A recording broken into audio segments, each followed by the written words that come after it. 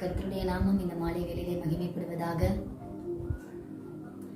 இந்த daily one evening டிவோஷனில் உங்கள் யாவரையும் சந்திப்பதை நான் மிகவும் மகிழ்ச்சி அடைகிறேன். நேற்றைய தினத்தில் நம்ம பார்த்தோம், வருஷத்தை ஆண்டவர் நன்மையினால் முடிசூட்டுகிறார் அப்படின்னு சொல்லி நம்ம பார்த்தோம். இன்றைய தினத்தில் நம்ம ஒரு முக்கியமான காரியத்தை குறித்து நாம் பார்க்க போகிறோம். எல்லாத்துக்கும் தெரிந்ததான ஒன்று தான், நம்மளுடைய ஆவிக்குரிய வாழ்க்கையிலும் நம்முடைய இந்த உலக பிரகாரமான வாழ்க்கையிலும் இந்த சரீர வாழ்க்கையிலும் அந்த காரியம் ஒரு மிகவும் முக்கியமானதாக நம்முடைய வாழ்க்கையில இருக்கு. அதை நாம் ஒவ்வொரு நாளும் நம்முடைய வாழ்க்கையில் அதை செயல்படுத்த வேண்டும். அந்த காரியத்தை குறித்து பார்க்கலாம். 1 கொரிந்தியர் எழுதினதான நிருபம் 13ஆம் அதிகாரம் 13வது வசனம். நாம் யாவருக்கும் தெரிந்ததான ஒரு வசனம் தான். இப்பொழுது விசுவாசம், நம்பிக்கை, அன்பு இம்மூன்றும் நிலைத்திருக்கிறது, இவைகளில் அன்பே பெரியது அப்படின்னு சொல்லி அப்போஸ்தலனாகிய பவுல் சொல்லுகிறார். கொரிந்தியருக்கு எழுதும் பொழுது சொல்லுகிறார், விசுவாசம், நம்பிக்கை, அன்பு இம்மூன்றுமே இருக்கு. ஆனாலும் இந்த மூன்றிலுமே அன்பு என்கிறதான அந்த ஒரு குணாதிசயம், அந்த வார்த்தை அது மேலானதாக, முக்கியமானதாக, விலையேற பெற்றதாக, பெரியதாக இருக்கிறது அப்படின்னு சொல்லி அவர் அங்கு குறிப்பிடுகிறார். அன்பை குறித்து நிறைய வசனங்கள் நம்ம வேதத்துல வாசிக்கும் போது நமக்கு தெரியும். அன்பு என்கிறதான தலைப்புல நம்ம நிறைய காரியங்களை குறித்து நம்ம கேள்விப்பட்டிருப்போம், நிறைய மெசேஜஸ் கேட்டிருப்போம், நிறைய ஷார்ட் மெசேஜஸ் கேட்டிருப்போம். ஆனாலும் ஒரே ஒரு சில காரியங்கள் மாத்திரம் சொல்லிவிட்டு நான் கடந்து போக ஆசைப்படுகிறேன். அன்பு மிகவும் முக்கியமான ஒன்றாக இருக்கிறது. நாம் ஒவ்வொரு நாளும் பிறரிடம், தேவனிடம், மற்ற ஜனங்களிடமும், சக மனிதர்களோடும் நாம் அன்பு செலுத்துகிறவர்களாக இருக்கணும் அப்படின்னு சொல்லிதான் வேதம் சொல்லுது. அன்பு அவ்வளவு ஒரு முக்கியமான, ஒரு பிரதானமாக நம்மளுடைய வாழ்க்கையில இருக்கு. எல்லா விதமான காரியங்களிலுமே நம்முடைய வாழ்க்கையில ஒவ்வொரு பாட்டிலையுமே அந்த அன்பு என்கிறதான ஒரு வார்த்தை, அன்பு என்கிறதான அந்த கேரக்டர் மிகவும் ஒரு இம்பார்ட்டன்டான திங்கா இருக்கு. அதை குறித்து நிறைய வசனங்கள் இருக்கு. ஒரு 2-3 வசனங்களை மாத்திரம் நாம் பார்க்கலாம். மத்தேயு எழுதின சுவிசேஷம் 22ஆம் அதிகாரம் 37ஆம் வசனத்திலிருந்து 40ஆம் வசனம் வரை நம்ம பார்க்கும் பொழுது அங்கு சொல்லப்பட்டிருக்கிறது, இயேசு அவனை நோக்கி, உன் தேவனாகிய கர்த்தரிடத்தில் உன் முழு இருதயத்தோடும், உன் முழு ஆத்துமாவோடும், உன் முழு மனதோடும் அன்பு கூறுவாயாக. இது முதலாம் பிரதான கற்பனை. இதற்கு ஒப்பனையா இருக்கிற 2ஆம் கற்பனை என்னவென்றால், உன்னிடத்தில் நீ அன்பு கூறுவது போல பிறனிடத்திலும் அன்பு கூறுவாயாக என்பது. இவ்விரண்டு கற்பனைகளிலும் நியாயப்பிரமாணம் முழுமையும் தீர்க்க தரிசனங்களும் அடங்கி இருக்கிறது என்றார். இந்த வசனம் நம்ம கேட்டிருப்போம். நிறைய முறை பைபிள் வேதத்தை வாசிக்கும் போது நம்ம வாசிச்சிருப்போம். இந்த வசனம் சொல்லுகிறது, முதலாவதாக நீங்க தேவனிடத்துல அன்பு செலுத்தணும். இரண்டாவதும் கூட வேதத்துல சொல்லப்படல. இதற்கு ஒப்பனையாக இருக்கிற 2ஆம் கற்பனை என்ன அப்படின்னா, நீ உன்னிடத்துல எந்த அளவுக்கு நீ அன்பு செலுத்துறியோ, நீ உன்னை எப்படி பராமரிக்கிறியோ, நீ உன்னை எப்படி நேசிக்கிறியோ, நீ உன்னை எந்த அளவுக்கு நேசிக்கிறியோ, அதே போல நீ உன்னை நேசிக்கிறது போல பிறனையும் நீ நேசிக்கணும். உன்னுடைய சகோதரனை நேசிக்கணும், உன்னுடைய பெற்றோர்களை நேசிக்கணும், நம்மளுடைய வீட்டை, நம்முடைய பாட்டி தாத்தா இருந்தாங்கன்னா அவங்கள நேசிக்கணும், நம்முடைய ரிலேட்டிவ்ஸை நேசிக்கணும், நம்முடைய ஃப்ரெண்ட்ஸை நேசிக்கணும், அறிமுகம் இல்லாத ஒரு நபர்களை கூட நாம் நேசிக்கணும் அப்படின்னு சொல்லிதான் வேதம் நமக்கு கற்றுக் கொடுக்கிறது. சுவிசேஷம் அழகா சொல்லுது, உன்னிடத்துல நீ அன்பு கூறுவது போல பிறனிடத்திலும் அன்பு கூறுவாயாக அப்படின்னு சொல்லி கர்த்தர் சொல்லுகிறார். நாம் நம்மிடத்தில் அன்பு கூறுகிறது போல, தேவனிடத்தில் அன்பு கூறுகிறது போல, நாம் நம்மோடு இருக்கிறதான சக மனிதர்களோடும் நாம் கண்டிப்பாக அன்பு செலுத்த வேண்டும். அது நம் மேல் விழுந்த கடமையாக இருக்கிறது. நாம் அன்பு செலுத்தும் போதுதான் இதற்குள்ளாக நியாயப்பிரமாணம் மட்டுமல்லாமல் தீர்க்க தரிசனமும் அடங்கி இருக்கிறது அப்படின்னு சொல்லி கர்த்தர் சொல்லுகிறார். அப்போ நாம் நம்முடைய அனுதின வாழ்க்கையிலே நாம் பார்க்கிறதான, நாம் சந்திக்கிறதான, நாம் பழகுகிறதான ஒவ்வொரு நபர்களோடும் நாம் அந்த விலையேற பெற்ற அன்பை நாம் கொடுக்கிறவர்களாக நாம் காணப்பட வேண்டும். 1 யோவான் 4ஆம் அதிகாரம் 20வது வசனம் இப்படியாக சொல்லுகிறது, ஒருவன் தேவனிடத்தில் அன்பு கூறுகிறேன் என்று சொல்லியும் அவன் தன் சகோதரனை பகைத்தார், அவன் பொய்யன் அப்படின்னு சொல்லி சொல்லப்பட்டிருக்கு. தான் கண்ட சகோதரனிடத்தில் அன்பு கூறாதவன் தன் காணாத தேவனிடத்தில் எப்படி அன்பு கூறுவான் அப்படின்னு சொல்லி நம்மள்ட்ட கேள்வி கேட்கிறார் ஆண்டவர். கொஞ்சம் யோசிச்சு பாருங்க. நிறைய நேரங்கள்ல நம்ம சொல்றோம், நான் ஆண்டவரை நான் நேசிக்கிறேன், அதிகமா நான் நேசிக்கிறேன், எனக்கு ஜீசஸ் நான் அவ்வளோ பிடிக்கும், என்னுடைய லைஃப்ல ஜீசஸ் தான் ஃபர்ஸ்ட், மற்ற திங்ஸ் எல்லாமே செகண்ட் தான், நெக்ஸ்ட் தான் அப்படின்னு சொல்லி நம்ம சொல்றோம் நிறைய நேரங்கள்ல. ஆனால் நம்மோடு கூட இருக்கிற நம்முடைய சகோதரனிடம், நம்மளுடைய கூட இருக்கிற நம்மளுடைய சகோதரியிடம், பெற்றோர்களிடம், நம்முடைய ஃப்ரெண்ட்ஸிடம் நம்முடைய அன்பு செலுத்தல, நம்முடைய அன்பை அவங்களுக்கு காண்பிக்கல அப்படின்னா நாம் தேவனை நேசிக்கிறோம், எனக்கு ஆண்டவர்னா ரொம்ப பிடிக்கும், நான் அவருக்காக எல்லா விதமான காரியங்களையும் நான் செய்வேன், ஏன் அப்படின்னா ஐ லவ் ஜீசஸ் அப்படின்னு சொல்லி நம்ம சொல்லலாம். ஆனா நம்ம சகோதரர்கள்ட்ட நம்ம அன்பு செலுத்தல அப்படின்னா நாம் தேவனுக்கு முன்பதாக எப்படி இருக்கோம் வேதம் சொல்லுதுன்னா உயர்களா இருக்கிறோமா. நான் தேவனை நேசிக்கிறேன், நான் ஜீசஸை ரொம்ப லவ் பண்றேன் அப்படின்னு நான் பொய் சொல்லிட்டு இருக்கேன் அப்படின்னு சொல்லிதான் வேதம் சொல்லுது. அப்போ நம்ம காண்கிறதான சகோதரர்களிடம், நாம் ஒவ்வொரு நாளும் சந்திக்கிற நபர்களிடம் நாம் வந்து அந்த விலையேற பெற்ற அன்பை, அந்த பெரிய அன்பை நாம் அதை காண்பிக்கிறவர்களாக, அதை செலுத்துகிறவர்களாக நாம் இருக்கணும் அப்படின்னு சொல்லிதான் வேதம் வந்து நமக்கு வந்து தெளிவாக கற்றுக் கொடுக்கிறது.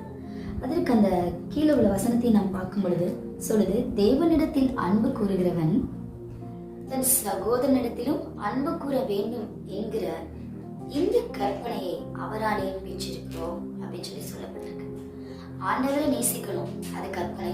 எப்படி நேசிக்கணும்? முழு இருதயத்தோடு, முழு மனதோடு, முழு பலத்தோடு, முழு சிந்தையோடு அவரை நம்ம அன்பு செலுத்தணும்.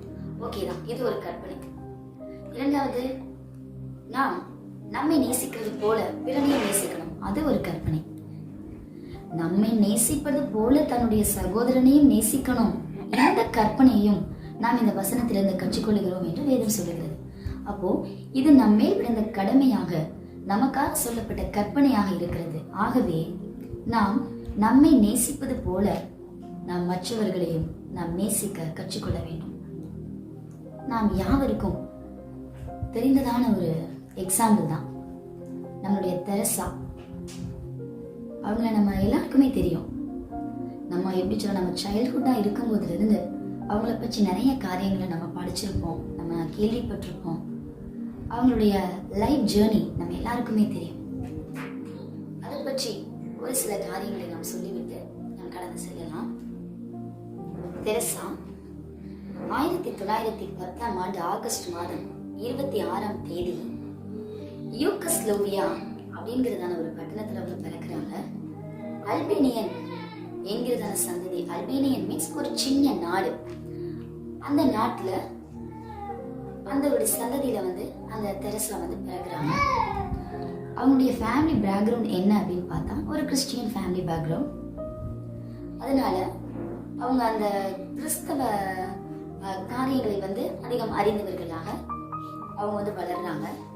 அப்படி வளரும் பொழுது தன்னுடைய 12ஆம் வயதில அவங்க கர்த்தரிடம் இருந்து தன்னுடைய அழைப்பை அவர்கள் உறுதிப்படுத்திக் கொள்கிறார்கள். அழைப்பை உணர்ந்ததுக்கு அப்புறம் 18வது வயசு ஆகும்போது தன்னுடைய குடும்பத்தை விட்டு அவங்க வெளியேறாங்க. வெளியேறி வந்து ஒரு கிறிஸ்தவ அறக்கட்டளை என்கிறதான ஒரு சங்கத்துல அவங்க தன்னை வந்து ட்ரெயின் பண்ணிக்கிறாங்க. ஆண்டவருடைய குணாதிசயம் அன்பு. அந்த அன்பை நாம் தேவனிடத்தில் மாத்திரமல்ல, இந்த சக மனிதர்களோடும் அந்த அன்பை காட்ட வேண்டும் என்கிறதான அந்த பயிற்சி. இதற்காக அவங்க பயிற்சி எடுத்தாங்க அப்படின்னு நம்ம சொல்ல முடியாது. அதற்காக தங்களை தாங்களே அவங்க வந்து தெரசாமா வந்து தன்னை தானே அர்ப்பணித்துக் கொண்டார்கள், தன்னை தானே பக்குவப்படுத்திக் கொண்டார்கள் அப்படின்னு கூட சொல்லலாம். அந்த ட்ரைனிங் எடுக்கிறாங்க. ட்ரைனிங் எடுத்து 1930 வருடம் மே மாதம் 24ஆம் தேதி அவங்க கன்னியாஸ்திரியாக இந்தியாவுக்கு வர்றாங்க. கன்னியாஸ்திரியாக இந்தியாவுக்கு வர்றாங்க. ஆண்டவருடைய ஊழியத்தை நாம் நம்முடைய வாழ்நாள் முழுவதுமே ஆண்டவருக்காக நாம் அர்ப்பணித்து இந்த ஊழியத்தை நம்ம செய்யலாம் அப்படின்னு சொல்லி இந்தியாவுக்கு வந்தவங்க வர்றாங்க. வந்து கல்கட்டால புனித மேரி என்கிறதான ஒரு பள்ளியில 1931 1948 வருடங்கள் அந்த பள்ளியில ஒரு ஆசிரியராக அந்த பள்ளியில் வந்து அவங்க வந்து பணியாற்றுறாங்க. அதுக்கப்புறம் 1948 வந்து அவங்க ஒரு ஆஃப்னேஜ், அதாவது அனாதை இல்லங்கள், அனாதை விடுதி அவங்க வந்து உருவாக்குறாங்க. உருவாக்குனதுக்கு அப்புறம் 1950 வருடம் வந்து இவங்க செய்கிறதான இந்த காரியத்திற்கு வந்து போப்ட இருந்து அவங்களுக்கு பெர்மிஷன் கிடைக்குது. நீங்க வந்து இதை செய்யலாம், உங்களுக்கு இந்த செய்வதற்கான இந்த ஒரு தடைகள் வந்து எந்த ஒரு நிபந்தனைகள் வந்து இங்க கிடையாது, நீங்க தாராளமா உங்களுடைய ஊழியத்தை நீங்க தொடரலாம் அப்படிங்கிறதான ஒரு பெர்மிஷன் வந்து போப்ட இருந்து அவங்களுக்கு கிடைக்குது. அதன் மூலமாக அவங்க இந்தியாவில் இருக்கிறதான ஓவர் ஆஃப்னேஜஸில் போய், இல்லை இந்த ரோட்டோரங்களில் இருக்கிறதான நிறைய ஜனங்களை போய், வியாதியோடு இருக்கிற ஜனங்கள், தேவைகளோடு இருக்கிறதான மக்கள், அவர்கள்ட்ட போய் ஒரு வேதனையோடு கஷ்டத்தோடு இருக்கிறதான நபர்களை போய் சந்திக்கிறது, அவர்களை விசாரிக்கிறது என்கிறதான இந்த காரியத்தை வந்து அவங்க பண்ணிட்டு இருந்தாங்க. விசேஷமாக அவர்கள் யாரை அதிகமாக விசாரித்து அவர்களை பார்த்து கொண்டார்கள் அப்படின்னா குஷ்டரோகிகளை. அவங்கள வந்து அதிகமாக குஷ்டரோகிகளை போய் சந்திக்கிறது, அவங்களுக்கு தேவையான எல்லா காரியங்களையும் மிக அன்போடு அவங்களை கவனிக்கிறது, அவங்களுக்கு சொல்லிக்கிறது, இப்படி எல்லா காரியங்களையும் அந்த அம்மா வந்து பார்த்து கொண்டிருந்தாங்க. இப்படியாக இருக்கும் பொழுது அதற்காக அந்த குஷ்டரோகிகளுக்காக சில ஆஃப்னேஜஸையும் வந்து அந்த அம்மா கட்டி ரோட்டோரங்கள் இருக்கிற எல்லா குஷ்டரோகிகளையும் கொண்டு போய் அந்த ஆஃப்னேஜில் வச்சு மிகவும் அன்பாக அந்த அம்மா வந்து அவங்கள பராமரித்ததாக வந்து நமக்கு வரலாறு சொல்லுது. வங்க மாநிலத்தின் தலைநகரான அந்த கல்கட்டா நமக்கு தெரியும். அந்த கல்கட்டால ஒரு முக்கியமான ஒரு பஸ் ஸ்டாண்ட், அந்த பஸ் ஸ்டாப்ல நிறைய பேர் நின்றுட்டு இருக்காங்க. நமக்கு தெரியும் பஸ் ஸ்டாப், அது பஸ் ஸ்டாண்ட்னா அங்கே நிறைய ஜனங்கள் வந்து நிற்பாங்க. சிறுவர்கள், வாலிபர்கள், முதியவர்கள், பணக்காரர்கள், ஏழைகள் எல்லாருமே இருப்பாங்க. அப்படி இருக்கிறதான அந்த பகுதியில் இந்த தெரசா அம்மா ஒரு குஷ்டரோகியான ஒரு மனிதனை கூட்டிட்டு போய் ஒரு ரிச்சான ஒரு மேன் அங்கே நின்றுட்டு இருக்காங்க. அந்த மேன்ட்ட போய் கேட்குறாங்க, ஐயா கொஞ்சம் எங்களுக்கு ஏதாவது உதவி பண்ணுங்க அப்படின்னு சொல்லி கேட்குறாங்க. கேட்ட உடனே அந்த ஐயா என்ன பண்ணிட்டாங்க, காரி அவங்களுடைய எச்சின் அந்த அம்மாவுடைய முகத்திலேயே துப்பிட்டாங்க. அப்போ அதை கூட அந்த அம்மா பொருட்படுத்தாம அதை தொடச்சிட்டு அந்த அம்மா சொல்றாங்க, ஐயா நான் கேட்டதுக்கு நீங்க எனக்கு கொடுத்துட்டீங்க, ஆனா இவங்களுக்கு, இந்த மனுஷனுக்கு, இந்த நபருக்கு நீங்க ஏதாவது ஹெல்ப் பண்ணுங்க, உங்களால முடிஞ்சதுக்கு நீங்க ஏதாவது ஹெல்ப் பண்ணுங்க அப்படின்னு சொல்லி அந்த அம்மா வந்து சொன்னாங்க. அப்ப பாருங்க எந்த அளவுக்கு அந்த அம்மாவுடைய பொறுமையும் அந்த அம்மாவுடைய அன்பும் எந்த அளவுக்கு இருந்துச்சுன்னு பாத்தீங்களா? அது மாத்திரம் இல்லாம இப்படியாக பல காரியங்கள் பல பகுதியில போய் இவங்களுக்காக மற்ற ஜனங்கள்ட்ட ஹெல்ப் கேட்டு அந்த ஹெல்ப்பை வாங்கி தனக்குன்னு சொல்லி அந்த அம்மா எந்த ஒரு பணத்தையுமே வந்து அவங்க செலவழிக்கல. எல்லாத்தையுமே இந்த குஷ்டரோகிகளுக்காக தான் அவங்க செலவழிச்சாங்க. அவங்களுடைய நலனுக்காக, அவங்களுடைய வாழ்க்கையை மேம்படுத்துவதற்காக, அந்த ஜனங்களை போஷிப்பதற்காக, அந்த ஜனங்களுக்கு உணவு கொடுக்கறதுக்காக தான் இந்த அம்மா எல்லாத்தையுமே செலவழிச்சாங்க. இப்படிலாம் அந்த அன்பை இந்த அம்மா இப்படிப்பட்டதான அந்த ஜனங்கள்கிட்ட காண்பிப்பதற்கு நிறைய அவார்ட்ஸ் அந்த நாட்களே அந்த அம்மா வந்து வாங்கியிருக்காங்க. 1971 அவங்க சமாதான பரிசு என்கிறதான ஒரு கிஃப்ட் அவங்க வாங்குறாங்க. 1975 நேரு விருது அவங்க வாங்குறாங்க.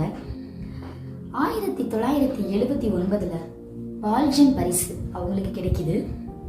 1962 ஸ்ரீ விருது அது வந்து அவங்களுக்கு நியூ டெல்லியில வச்சு அவங்களுக்கு கிடைக்குது. 1971 அமெரிக்கால குட் சமார்டன் விருது என்கிறதான ஒரு விருது அவங்களுக்கு கிடைக்குது. அதே 1971 வாஷிங்டன் பகுதியில கௌரவ டாக்டர் விருது அவங்களுக்கு கிடைக்குது. சேம் 1971 நோபல் விருது அவங்களுக்கு கிடைக்குது. 1980 பாரத ரத்னா விருது என்கிற விருதையும் அவங்க வந்து பெற்றுக்கொள்றாங்க. இப்படி எவ்வளவோ பரிசுகள் அவங்க கவர்மெண்ட்ல இருந்து, சில ட்ரஸ்ட்ல இருந்து அவங்க வாங்கியிருக்காங்க. வாங்கின எல்லா பணத்தையுமே, அவங்களுக்கு கிடைத்த இந்த எல்லா காரியங்கள்லையுமே தனக்குன்னு சொல்லி, தன்னுடைய ஞாபகத்திற்கு என்று சொல்லி அந்த அம்மா எதையுமே கொண்டு வைத்திருக்கலாம். எல்லாத்தையுமே இந்த ஜனங்களுக்காக, இந்த குஷ்டரோகிகளுக்காக தான் அவங்க வந்து செலவழிச்சதா வந்து சொல்லப்பட்டிருக்கு. இப்படி அந்த அம்மா இந்த உலகத்துல வாழும் பொழுது கிறிஸ்தவ குடும்பத்தில் பிறந்தவள் என்கிறதான பேரு அந்த அம்மாவுக்கு, அந்த பேர் மாத்திரம் இருந்துச்சு அப்படின்னா இன்றைக்கு வரைக்கும் அவங்களுடைய ஹிஸ்டரியை நாம் பேசிக்கொண்டு இருக்க மாட்டோம். அதை தன்னுடைய வாழ்க்கையில அவங்க செயல்படுத்தி காமிச்சாங்க. ஆண்டவராகிய இயேசு கிறிஸ்து இந்த உலகத்துல வந்து அன்பு செலுத்தினார். அந்த அன்பை நாமும் ஜனங்களிடம் செலுத்த வேண்டும் என்கிறதான அந்த பிரதான கற்பனை அந்த அம்மா விடவே இல்லை. இன்றைக்கும் அவங்களுக்கு குறிச்ச ஹிஸ்டரி என்ன சொல்லுது அப்படின்னா, கடவுளின் வேலைக்காரி அப்படின்னு சொல்லப்பட்டது. இப்படிலாம் ஒரு தாய் உள்ளத்தோடு அவங்க இப்படிப்பட்ட காரியங்கள் எல்லாம் உரிமையா இருந்து செஞ்சதுனாலதான் அவங்களுக்கு மதர் என்கிறதான பெயர் வந்து கொடுக்கப்பட்டுச்சு அப்படின்னு சொல்லுது. அதனாலதான் இன்றைக்கு வரைக்கும் நம்ம வெறும் தெரசா அப்படின்னு மட்டும் நாம் சொல்லாமல் எப்போ யார் சொன்னாலும் மதர் தெரசா அப்படின்னு சொல்லி அவங்கள வந்து அழைக்கிறாங்க. 1997 செப்டம்பர் மாசம் 5ஆம் தேதி அவங்க கர்த்தருக்குள்ளாக நித்திரை அடைந்து விட்டார்கள். இன்றைக்கு அந்த அம்மா இல்லை, அவங்க இறந்துட்டாங்க. இறந்து பல ஆண்டுகள் ஆயிடுச்சு. ஆனாலும் இன்றைக்கும் நாம் அவங்களை குறித்து நாம் பேசிக்கொண்டிருக்கிறோம் என்று சொன்னால், அந்த அம்மாவினுடைய வாழ்க்கை இந்த உலகத்துல வாழும் பொழுது நாம் பேசக்கூடியதான அளவுக்கு, அவங்களுக்கு பின்பதாக உள்ள ஜெனரேஷன்ஸ் பேசக்கூடிய அளவுக்கு அவங்களுடைய வாழ்க்கை இருந்தது. நாம் நம்முடைய வாழ்க்கையும் அப்படிப்பட்டதாக இருக்கணும். ஏதோ இந்த உலகத்திற்கு வந்தோம், கிறிஸ்தவளாய் வாழ்ந்தோம், சர்ச்சுக்கு போனோம், ப்ரேயர் பண்ணோம், 4 வீட்டுக்கு ஆண்டவருடைய நன்மைகளை சொன்னோம், செஞ்சோம், மரணம் வந்தது, மரித்து போனோம், அல்லது ஆண்டவருடைய வருகை வந்தது, எடுத்துக்கொள்ளப்பட்டோம், அப்படி என்கிறதான இந்த ஒரு காரியம் நம்மளுடைய வாழ்க்கையில இல்லாம எதற்காக ஆண்டவர் இந்த உலகத்திற்கு கொண்டு வந்தார்? அந்த நோக்கம் என்ன? அது முதல் நோக்கம், நாம் நம்மை நேசிப்பது போல பிறரையும் நேசிக்க வேண்டும். இந்த கற்பனையை நாம் கடைபிடித்து வாழணும். அப்படி வாழும்போதுதான் நாம் மாத்திரம் இல்லாமல் நமக்கு பின்பதாக வருகிறதுல நம்மளுடைய சந்ததிகள் நம்மை பற்றி பேசக்கூடியதாக இருக்கும். இது ஒரு எக்ஸாம்பிள்ஸ் சொன்னா உங்களுக்கு இன்னும் கொஞ்சம் நல்லா புரியும், கொஞ்சம் நல்லா இன்ட்ரெஸ்டா கேட்பீங்க அப்படின்றதுக்காக இந்த மதர் தெரசாவை வந்து நான் சொன்னேன். வேதத்துல பார்த்தோம்னா எவ்வளவோ விதமான எக்ஸாம்பிள்ஸ் இருக்கு. அதை விட ஒரு பெஸ்ட் எக்ஸ்பிளனேஷன் நம்மளால இந்த உலகத்துல வேற எங்க தேடினாலும் நம்மளால கொடுக்க முடியாது. 1 கொரிந்தியர் 13ஆம் அதிகாரம் 4வது வசனத்திலிருந்து 7வது வசனம் வரைய பார்க்கும் பொழுது அன்பை பற்றி மிகவும் தெளிவாக அழகாக சொல்லுகிறது.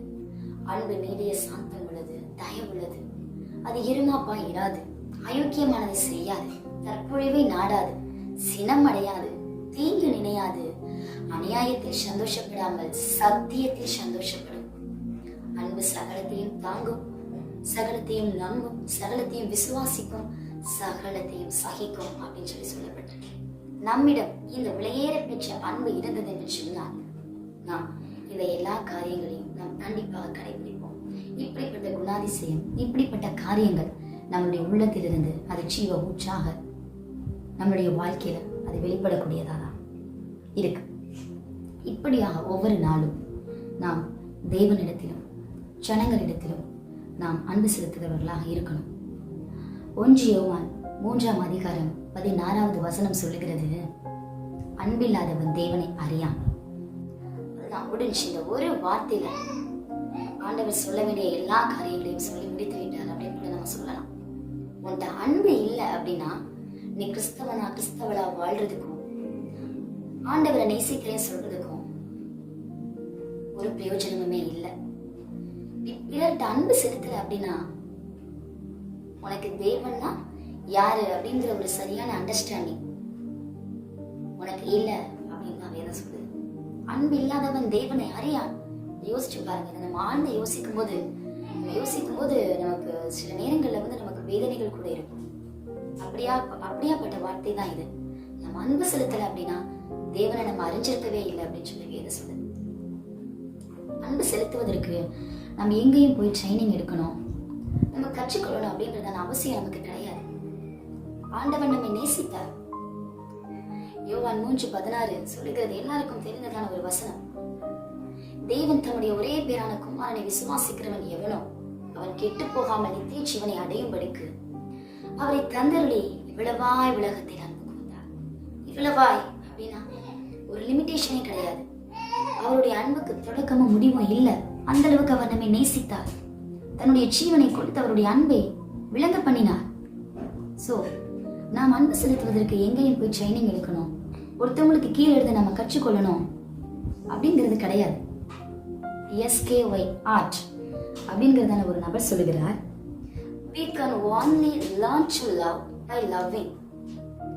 அன்பு செலுத்துவதின் மூலம் மட்டுமே அன்பை கற்றுக்கொள்ள முடியும். அன்பு செலுத்துவதன் மூலம் மட்டுமே அன்பு செலுத்துவதை கற்றுக்கொள்ள முடியும் அப்படின்னு சொல்லி சொல்றார். பாருங்க, நாம் அன்பு செலுத்துவதற்கு எங்கேயும் போய் கற்றுக்கொள்ளணும் தேவை கிடையாது. நாம் ஒருத்தவங்கள்ட்ட அன்பு செலுத்தணும் அப்படின்னா அந்த அன்பு தான் நமக்கு எல்லா விதமான காரியங்களையும் கற்றுக் கொடுக்கும். ஸோ இனி வருகிற நாட்களில நாம் தேவனிடத்திலும் பிறனிடத்திலும் சகோதரனிடத்திலும் நாம் அன்பு செலுத்தினால் கர்த்தர் நம்மை ஆசீர்வதிப்பாராக. இந்த வார்த்தைகளை கேட்டு உங்கள் யாவரையும் வருகிற நாட்களிலே கர்த்தர் அபரிவிதமாக ஆசீர்வதித்து வழிநடத்துவாராக. ஆமென், ஆமென். Thank you. God bless you.